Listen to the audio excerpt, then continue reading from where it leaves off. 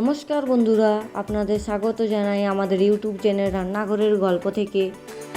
আজকে একটি রেসিপি নিয়ে এসেছি, বেসন দিয়ে বড়া সবজি। তো প্রথমে পাত্রের মধ্যে পরিমাণ মতো বেসন নিচ্ছি, গোটা জিরে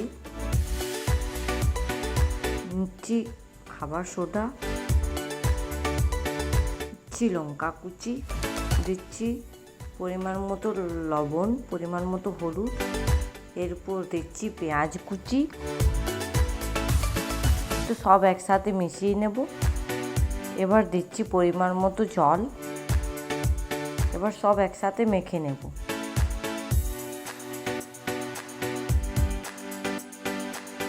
তো মাখা হয়ে গেছে। এবার গ্যাসের মধ্যে কড়াই বসিয়ে দিয়েছি, কড়াই গরম হয়ে গেছে, এর মধ্যে দিচ্ছি সাদা তেল। এবার তেল গরম হয়ে গেছে, হাতের সাহায্যে বড়ার আকারে দিয়ে দেব। এবার হালকা হালকা নেড়ে চেড়ে লাল লাল করে ভেজে নেব।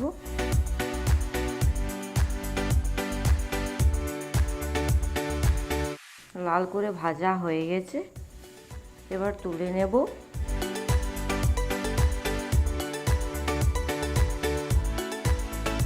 এবার দিচ্ছি কেটে রাখা আলু। তো আলুগুলো লাল লাল করে ভেজে নেব।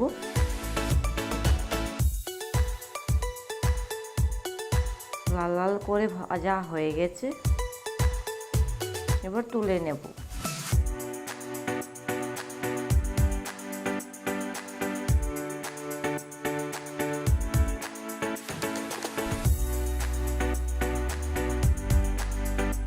এবার রান্না করার জন্য কড়াই বসিয়ে দিয়েছি, এর মধ্যে দিচ্ছি পরিমাণ মতো সরিষার তেল।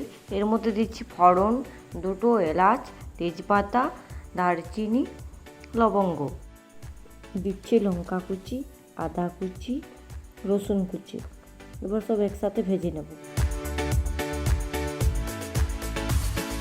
এরপর দিচ্ছি পেঁয়াজ কুচি, আবারও মিশিয়ে নেব।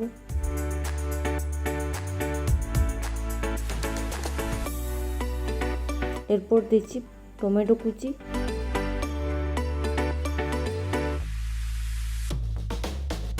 একসাথে মিশিয়ে ভেজে নেব।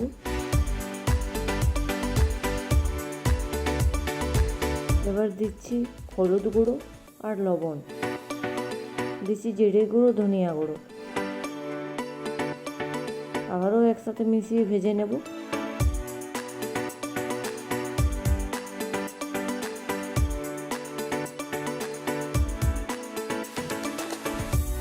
তো ভাজা হয়ে গেছে, এর মধ্যে দিচ্ছি লাল মরিচের গুঁড়ো আর কাশ্মীরি লঙ্কার গুঁড়ো, আবারও সব একসাথে মিশিয়ে নেব। এবার দিয়ে দিচ্ছি টমেটো সস।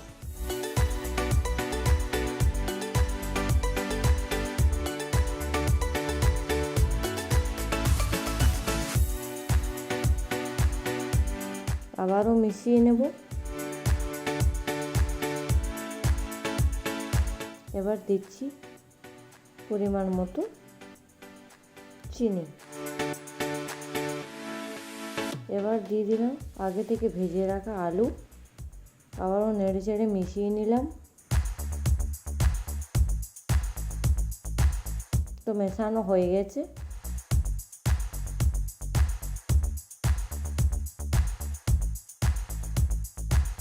এবার দিচ্ছি পরিমাণ মতো জল।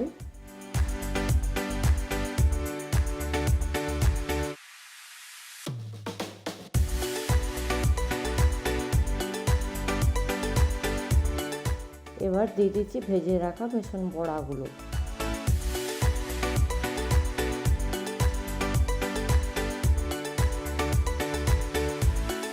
এবার মিশিয়ে নেব।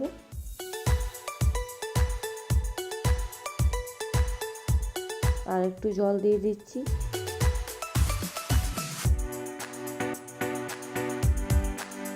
আবারও মিশিয়ে নেব। তো আমাদের বেসন বড়া দিয়ে সবজি তৈরি হয়ে গেছে।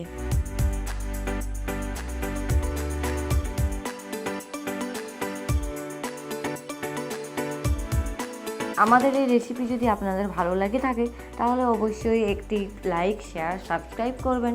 আমাদের ইউটিউব চ্যানেল রান্নাঘরের গল্প থেকে আবার দেখা হবে অন্য কোনো রেসিপি নিয়ে। সবাই খুব ভালো থাকবেন। ধন্যবাদ।